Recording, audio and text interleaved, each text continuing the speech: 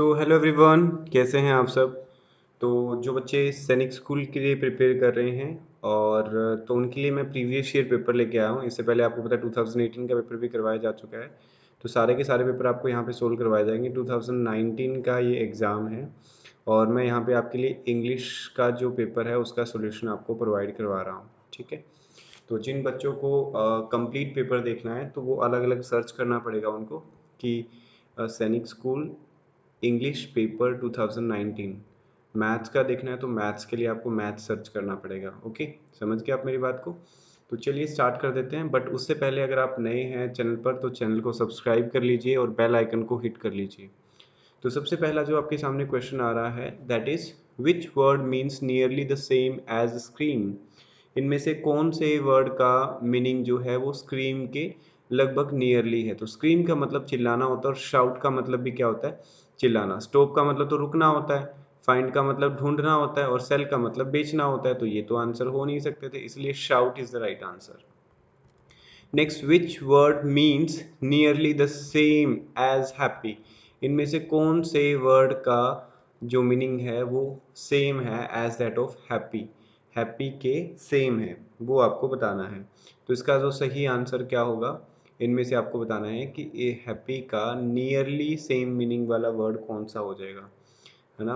क्या बताना है, the word which is nearly same. तो यहाँ पे कई सारे वर्ड गिवन है और आपने देखे होंगे ना ऐसे कई सारे वर्ड्स एग्जाम में आते रहते हैं। जैसे यहाँ पे सबसे पहले गिवन है कंडीशंस। तो कंडीशंस का मतलब क्या होता है, उसके बाद में डिस्गस्टेड गिवन है, फिर उसके बाद में कंटेंट गिवन है। तो मैं वन बाय वन सबकी मीनिंग आपको बता देता हूँ, ठीक है। तो सबसे पहले हम बात करते हैं मीनिंग ऑफ कंटेंट। कंटेंट का मतलब क्या होता है, state of peaceful happiness. Content का मतलब क्या होता है, स्टेट ऑफ पीसफुल हैप्पीनेस, ठीक है। उसके बाद में जो हमें नेक्स्ट वर्ड गिवन है that is disgusted. Disgusted word तो सुना ही होगा ना आपने, डिसगस्टेड। तो what is the meaning of disgusted. Disgusted का मतलब होता है जो पर्सन काफ़ी किसी चीज़ से तंग आ गया हो काफ़ी और बहुत ही ज़्यादा परेशान रहता हो, तो उसको हम डिसगस्टिंग बोल सकते हैं। डिसगस्टिंग का मतलब क्या होता है हम बोल सकते हैं रिपेलेंट। रिपेलेंट का मतलब क्या होता है, what is the meaning of repellent. Means किसी चीज़ के अगेंस्ट होना, डिस्टेस्ट होना, जो चीज़ उसको अच्छी ना लगती वो उसको डिस्गस्टिंग लगेगी। डिस्गस्टिंग की अगर मैं हिंदी मीनिंग की बात करूँ तो इसका जो हिंदी मीनिंग होगा वो क्या हो जाएगा, घिनौना। जो गंदा लगता हो किसी को, ठीक है ना। जो किसी को गंदा लगता हो उसको हम क्या बोल देते हैं, उसको हम डिसगस्टेड बोल देते हैं। तो इसमें एक वर्ड और भी गिवन है दैट इज एम्बिशियस। तो एम्बिशियस वर्ड आपने काफ़ी बार सुना होगा। तो एम्बिशियस का मतलब क्या हो जाएगा, what is the meaning of ambitious. Ambitious का मीनिंग हो जाता है जो अपने एम्बिशन की तरफ ध्यान रखता है, जैसे अपने एम की तरफ। जैसे आप प्रिपेयर कर रहे हो सैनिक स्कूल के लिए तो आपका फोकस, आपका ध्यान कहाँ है, आपका अपने एम के ऊपर फोकस है। तो उसको हम क्या कहेंगे, उसको हम बोलेंगे क्या, एम्बिशियस बोलेंगे। तो इसका सही आंसर आप खुद बताइए क्या होगा, सोच के देखिए जरा इसका सही आंसर क्या हो जाएगा। तो डिस्गस्टेड तो इसका एंटोनिम हो जाएगा, तो ये आंसर हो नहीं सकता। अब यहाँ पर एक वर्ड और रह गया, वो गिवन है हमें कंडीशंस। क्या गिवन है, conditions. So what is the meaning of conditions, बताइए शाबाश। What is the meaning of conditions. तो कंडीशंस का मतलब क्या होता है। कंडीशंस आपने सुनी होगी, एक तो कंडीशन होता है जिसका मतलब होता है शर्त। तो कंडीशंस क्या हो जाएगा, शर्तें। बताइए शाबाश, क्या होना चाहिए, सोच के देखिए। तो मैंने सबके मीनिंग आपको बता दिया है, आप पहले खुद कोशिश करें कि इसका मीनिंग क्या होगा, ठीक है। तो इसका सही मीनिंग क्या हो जाएगा, एक यहाँ पर कंटेंट गिवन है, एम्बिशियस भी गिवन है, तो इसका सही आंसर क्या हो जाएगा, content is the right answer, ठीक है। कंटेंट, क्योंकि डिसगस्टेड का मतलब मैं आपको पहले से बता चुका हूँ, डिसगस्टेड का मतलब होता है जो चीज़ आपको गंदी लगती हो। तो हैप्पी का सिनोनिम क्या हो जाएगा यहाँ पे, कंटेंट हो जाएगा, ठीक है। और कंटेंट के यहाँ पे दो मीनिंग होते हैं, एक मीनिंग होता है सेटिस्फाई करना किसी को, क्या होता है, सेटिस्फाई करना। तो एम्बिशियस और सारे मीनिंग आई थिंक आपको क्लियर हो गए हैं, है ना। Very good. तो चलिए नेक्स्ट वर्ड देखते हैं। नेक्स्ट वर्ड है हमारे पास में इसके बाद में क्वेश्चन नंबर 8 में गिवन है कि choose the appropriate options to complete the sentence. Sentences को कंप्लीट करने के लिए आपको बताना है कि इनमें से कौन सा ऑप्शन सूट करेगा। एक बार क्वेश्चन को ध्यान से पढ़ लीजिए और करने की कोशिश करिए, शाबाश। तो the man are working, there dash are at home, the man are working, there dash are at home, man तो वर्किंग है और उनकी क्या घर पर है, तो उनकी क्या घर पर है, तो उनकी वाइफ्स होनी चाहिए ना, क्योंकि मैन वर्किंग है तो उनकी वाइफ होगी, वाइफ नहीं होगी वाइफ्स हो जाएगी, क्योंकि यहाँ पे हमें प्लूरल की रिक्वायरमेंट है, तो 78 का डी आंसर हो जाएगा। Next, Rahul works less dash than Mohan, Rahul works less than Mohan, तो यहाँ पे केयरफुली, केयरफुल, मोर केयरफुल या केयरफुल एज, तो इसमें से हमें सही आंसर सेलेक्ट करना है। तो क्या हो जाएगा, Rahul works less carefully than Mohan हो जाएगा। क्या आ जाएगा, Rahul works less carefully than Mohan. ठीक है, तो यहाँ पे मोर केयरफुल लिख सकते हैं क्या हम, राहुल वर्क्स लेस मोर तो एक साथ आ नहीं सकते, लेस मोर केयरफुल तो हो नहीं सकता।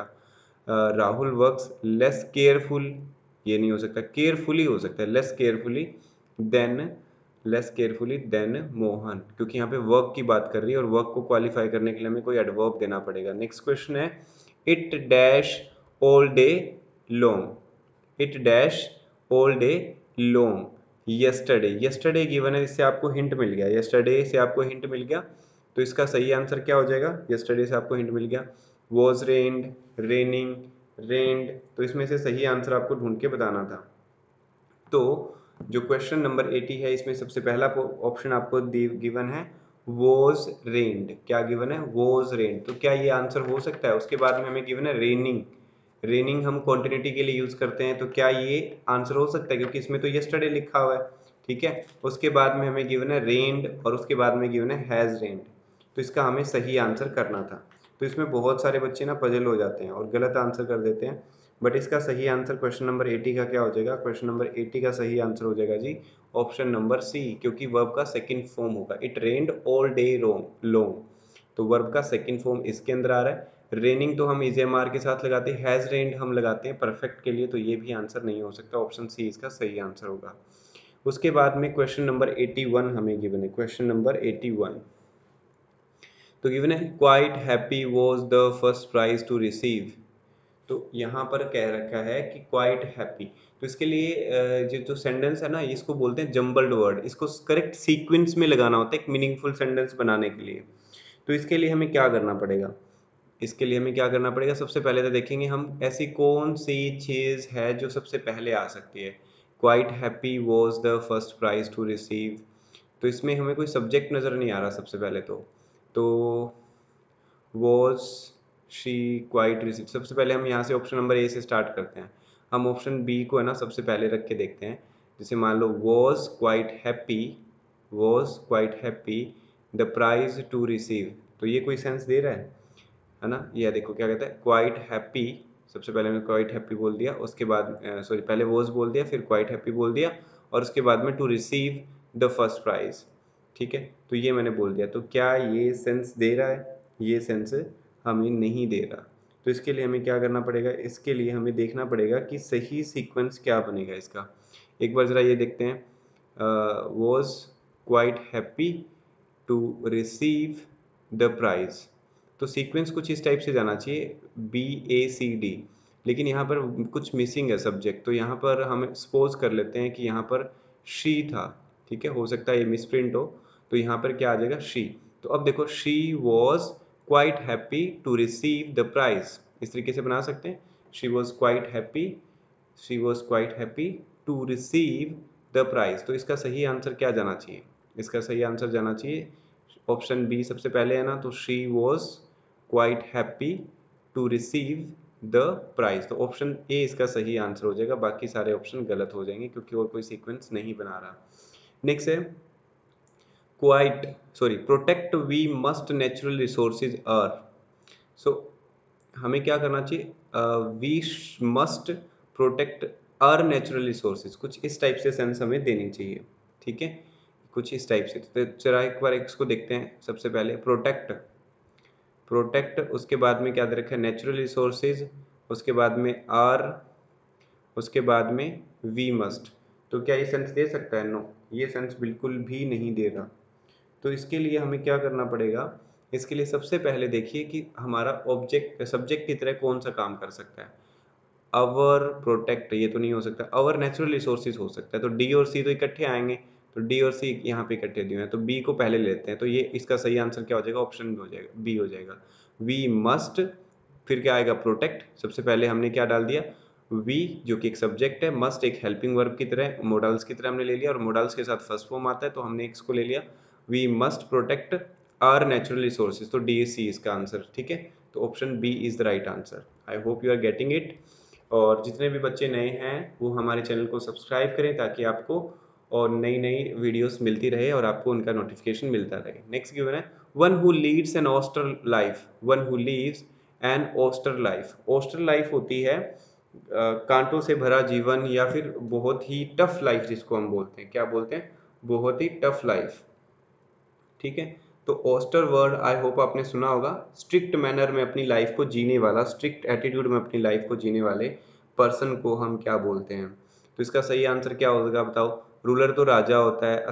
असेस्टिक, क्या इसका सही आंसर असेस्टिक हो सकता है, तो ये आपको बताना है। क्या इसका सही आंसर ऑडिटर, कारपेंटर हो सकता है, ये आपको बताना है। देखो, तो आप सोच के बताइए, पहले ट्राई करिए इसका सही आंसर क्या होगा, ठीक है।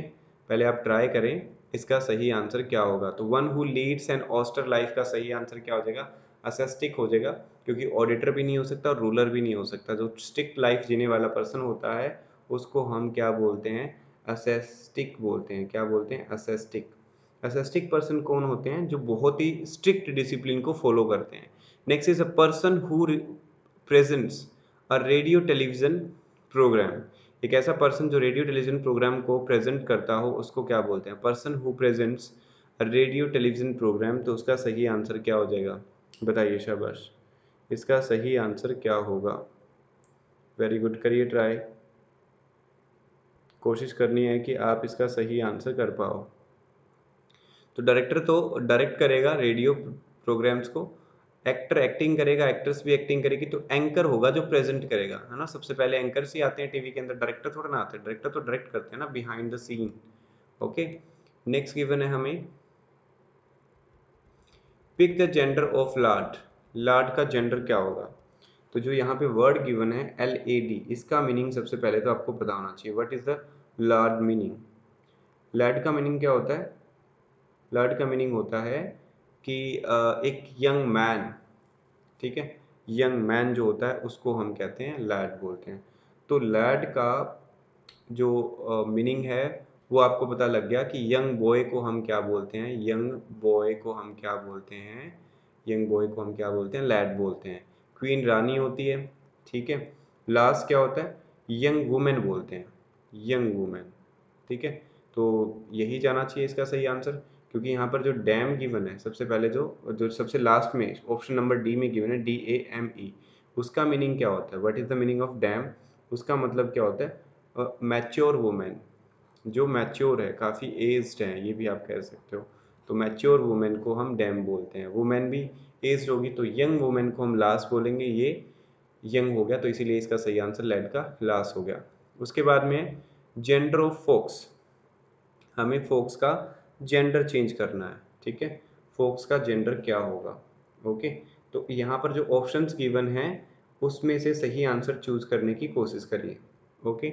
सबसे पहले हमें गिवन है फिली, उसके बाद में हमें गिवन है गूज, उसके बाद में हमें गिवन है विक्शन। तो इसका सही आंसर क्या हो जाएगा, विक्शन हो जाएगा। विच तो चुड़ैल होती है, ठीक है। गूज आपने सुना ही होगा, गूज सुना हुआ है क्या किसी ने, गूज क्या होता है, गूज।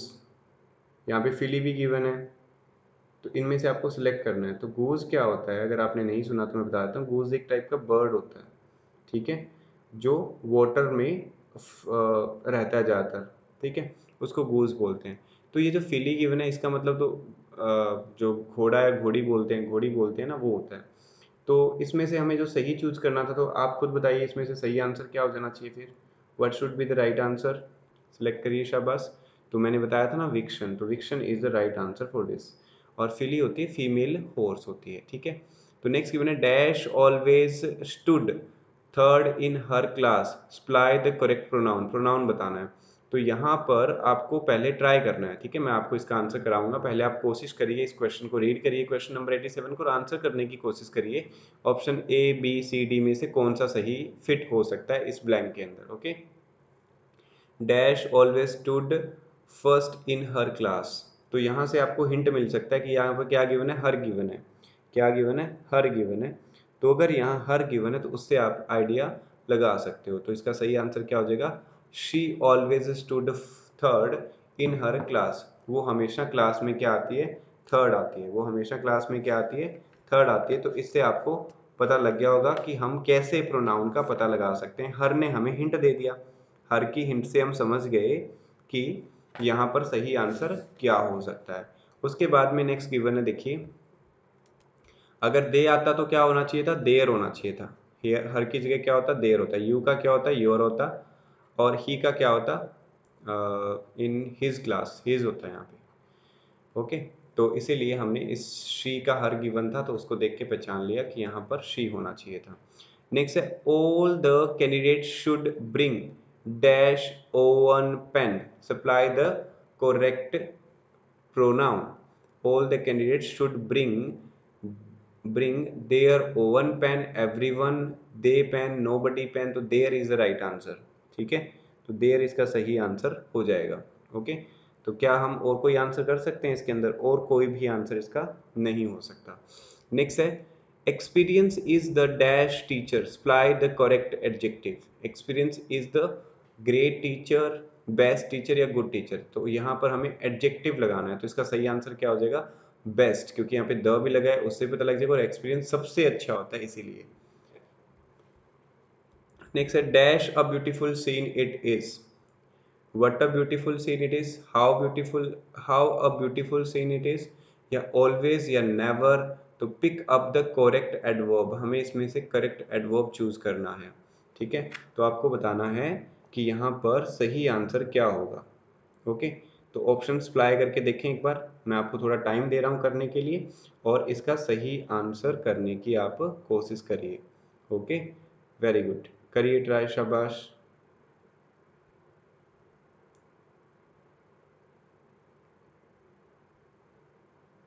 आई होप आपने कर लिया होगा। तो इसका सही आंसर क्या हो जाएगा, what a beautiful scene it is.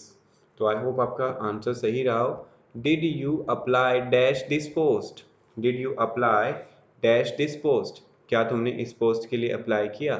So did you apply dash this post, to this post, all this post, for this post, या of this post. Did you apply to, apply to something होता है, apply for भी हो सकता है क्या, सोच के बताओ जरा। आपको बताना है इसमें से सही आंसर क्या होगा, ठीक है। मैं आपको करने के लिए टाइम दे रहा हूँ थोड़ा सा। ओके, करिए ट्राई, शाबाश। थोड़ा सा टाइम दे रहा हूँ। क्या इसका टू आंसर है, या फोर आंसर है, या ऑल आंसर है, या ऑफ आंसर है, ये आपको ढूंढ के बताना है। ओके, करिए। थोड़ा सा मैं आपको टाइम दे रहा हूँ बीच में, ताकि आप अटेम्प्ट करके इसको देख सकें।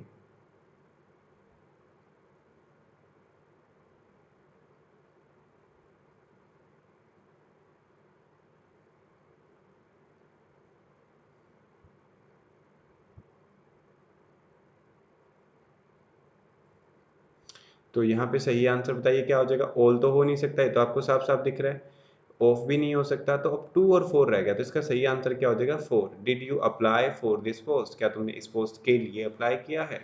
Next, you should take care dash your health. तो टेक केयर के साथ में क्या लगता है, ऑफ, एट, इन, या टू।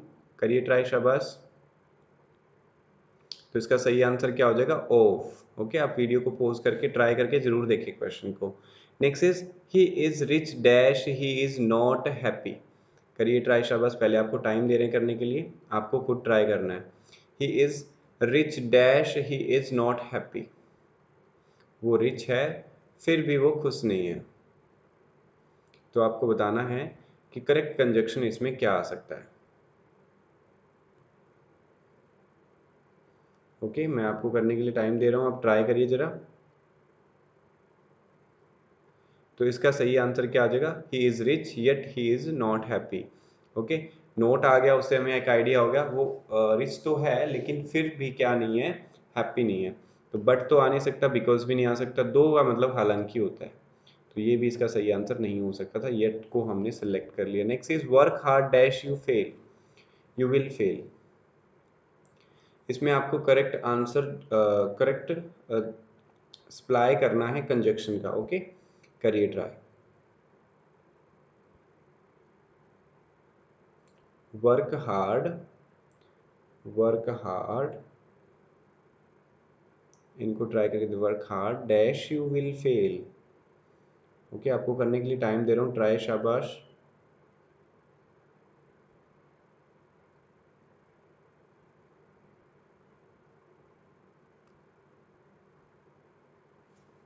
आई होप आपने कर लिया होगा। तो प्रेपोजिशन, कंजक्शन, ये जितने भी टॉपिक्स हैं सारे के सारे आपको करवाए जाएंगे, जो नहीं करवाया गया है अभी तक, और जो करवाए जा चुके हैं वो आप खुद देख सकते हैं। ओके, तो आई होप आपने कर लिया होगा। वर्क हार्ड, बिकॉज तो आ नहीं सकता क्योंकि यहाँ कोई रीज़न की बात नहीं चल रही, इधर का भी यूज़ नहीं आ सकता।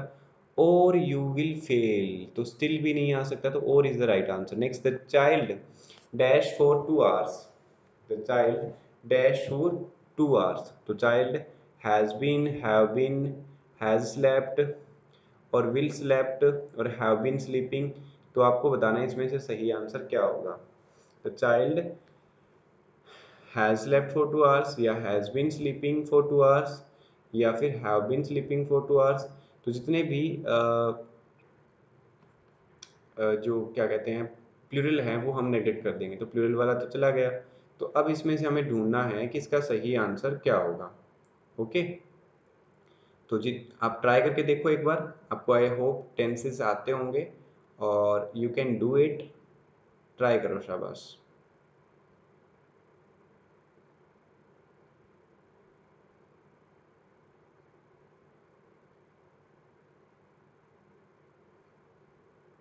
आई होप आपने कर लिया होगा, सारे ऑप्शंस देख लिए। तो इसका सही आंसर क्या हो जाएगा? The child has been sleeping for 2 hours, बच्चा 2 घंटे से सो रहा है। नेक्स्ट क्वेश्चन करते हैं। 96 to 100 जो है that is the reading comprehension. From far out in space earth looks like a blue ball since water covers 3/4 of the earth surface. आप भी इसको पढ़िएगा ध्यान से और इसके आंसर्स करने की कोशिश करिएगा। ओके, तो करिए ट्राई, शाबाश। इस पैसेज को पूरा ध्यान से पढ़े। क्या गिवन है? फ्रॉम आउट, अगर हम स्पेस से देखें ना ध्यान से, तो जो हमारी अर्थ है वो हमें कैसी दिखती है? ब्लू बॉल दिखती है। सिंस वाटर जो है वो 3/4 पार्ट जो है, 3/4 पार्ट जो है वो कवर करता है अर्थ का सरफेस। और blue is colour we see most, तो ज़्यादातर हमें ब्लू कलर ही दिखाई देता है। The continents look brown, continents brown दिखते हैं, like small islands floating in the huge blue sea, white clouds wrap around the earth like a light blanket. The earth is shaped like a sphere or a ball.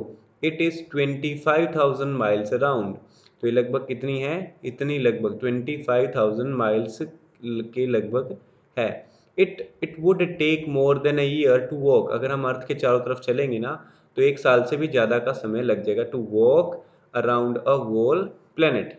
A spaceship can fly around the widest part of the sphere in only 90 minutes. तो spaceship जो होता है वो सिर्फ और सिर्फ 90 minutes में पूरा चक्कर लगा सकता है या घूम सकता है, लेकिन हमें चलने में 25,000 माइल्स जो लगभग है, हमें पूरा का पूरा साल लग जाएगा। मोर देन अ ईयर, साल से भी ज़्यादा लग जाएगा। Even though spaceship have travelled to the moon, people can not visit the moon without special suits, तो बिना स्पेशल शूट्स के वो विजिट नहीं कर सकते। The moon has no air और वाटर, ना ही तो एयर है ना ही वाटर है। Plant and animals can not live there either, plants और जो एनिमल्स है वो भी वहाँ नहीं रह सकते। Astronauts first landed on the moon in 1969, astronauts ने सबसे पहली बार कब लैंड किया था? 1969 के अंदर लैंड किया था। After that there were 6 more trips, there were 6 more trips to the moon, उसके बाद में लगभग 6 से भी ज़्यादा और ट्रिप्स हो चुकी है मून की, यानी मून पे लोग उसके बाद भी जा चुके हैं। दे ब्रोट बैक मून रॉक्स, वो वहाँ से मून की रॉक्स ले गया है, उनके बारे में जानकारियाँ इकट्ठी करी, which scientist are still studying, और जिनको साइंटिस्ट अभी तक स्टडी कर रहे हैं। देयर आर होल्स और क्रेटर्स, वहाँ पे बड़े बड़े होल और गड्ढे हैं all over the moon surface, moon के सरफेस के ऊपर। आपने शायद मून की सरफेस देखी होगी जो हमें गंदी सी दिखाई देती है, या फिर हमें थोड़ी सी ब्राउनिश कलर की दिखाई देती है, उसके ऊपर है ना डॉट और बड़े बड़े हमें होल दिखाई देते हैं, तो उसी की बात चल रही है। Scientist believe that meteoroids smashed into the moon, कि बहुत सारे मीटेरोइड्स आते हैं और वो मीटेरोइड्स क्या करते हैं, टकराते हैं मून से, और उसकी वजह से, स्मैशिंग की वजह से ही वो जो निशान बने हुए हैं, जो सिंबल बने हुए हैं, होल्स बने हुए हैं, वो उसी की वजह से बने हुए हैं।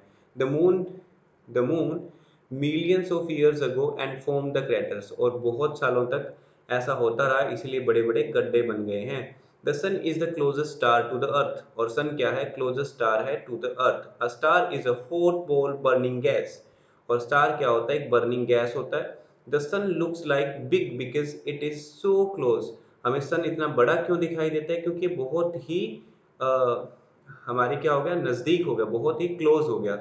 But the sun is just a medium size star, sun कोई जरा बड़ा नहीं, एक मीडियम साइज स्टार है।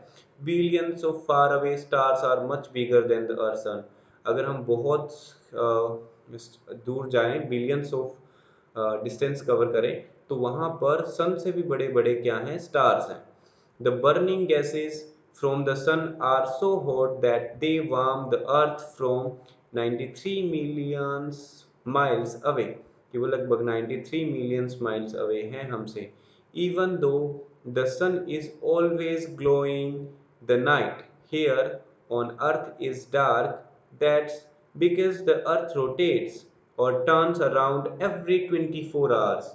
During the day the earth faces the sun, सुबह क्या होता है, सन को फेस करती है। When we see light during the day, the earth turns away from the sun, then it faces the darkness of space.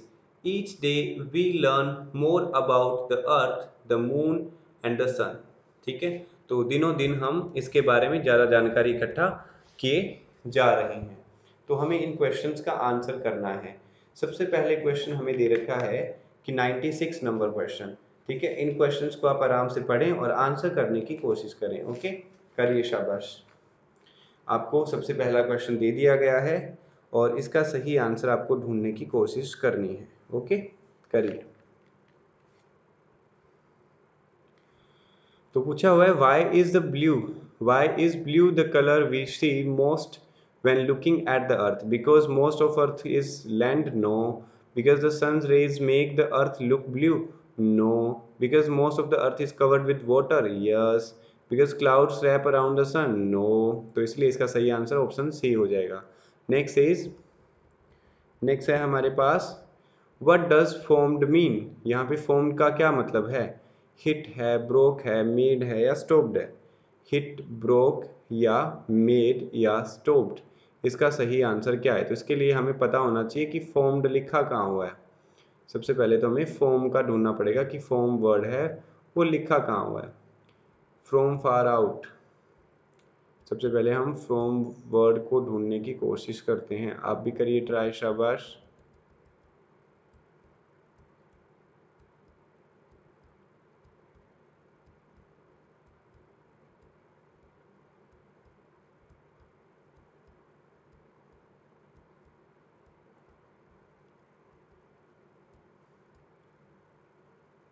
तो यहाँ पर आपसे पूछा गया था कि फॉर्म्ड का क्या मतलब है। देखो यहाँ पर दे रखा है, देखो ध्यान से, अगर आपको नहीं मिला वर्ड तो, scientist believe the meteoroid smashed into the moon millions of years ago and formed the craters. Okay, तो यहाँ पर आपको बताना है कि फॉर्म्ड का क्या मीनिंग हुआ। What is the meaning of formed. तो फॉर्म्ड का मतलब क्या होता है, कोई चीज़ का बनना। फॉर्म वही होता है किसी चीज़ का बनना। तो इसमें से सही आंसर क्या जा सकता है, हिट, मेड, स्टॉप, ब्रोक। तो इसका सही आंसर क्या हो जाएगा, मेड हो जाएगा। What causes day light on sun, on the earth, sorry, earth के लिए डे लाइट कौन कोज करता है। The full moon causes day light, the day light is cause by the earth facing away from the sun. ये हो सकता है the heat of the sun's rays, day light is caused by the earth facing towards the sun. तो इसके लिए आप ऊपर जाइए और सही आंसर ढूंढने की कोशिश करिए, ठीक है। इसी तरीके से आपको क्या करना है, ध्यान से आंसर को ढूंढना है और उसके बाद ही उसका आंसर करना है। देखो यहाँ पर दे भी रखा है,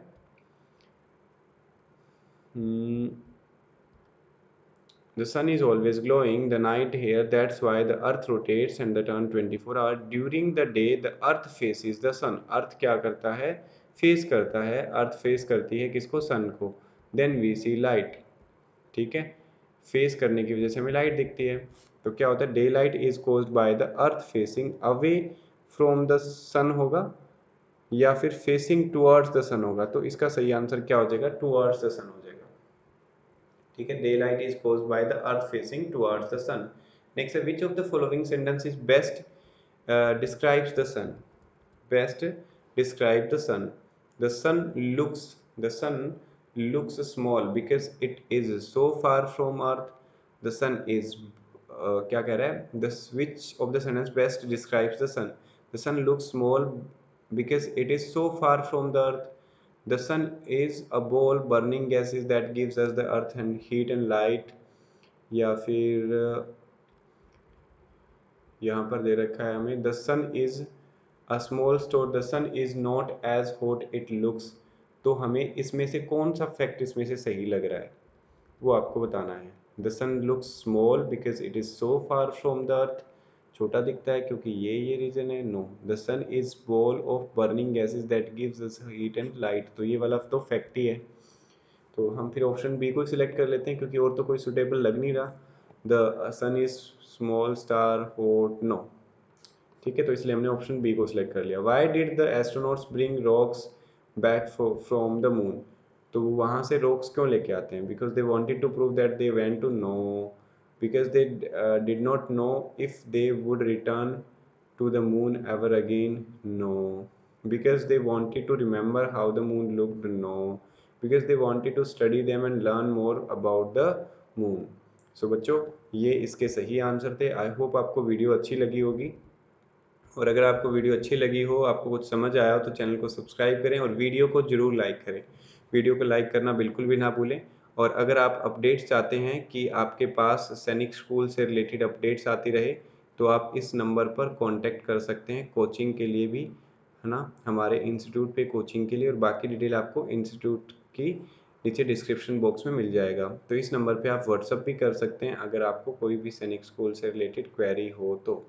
ये व्हाट्सएप नंबर है सैनिक स्कूल के लिए स्पेशल, ठीक है। तो इस पे आप कांटेक्ट कर सकते हैं। और चलिए फिर बाकी मिलते हैं नेक्स्ट सेशन में। Thank you so much, take care, bye bye.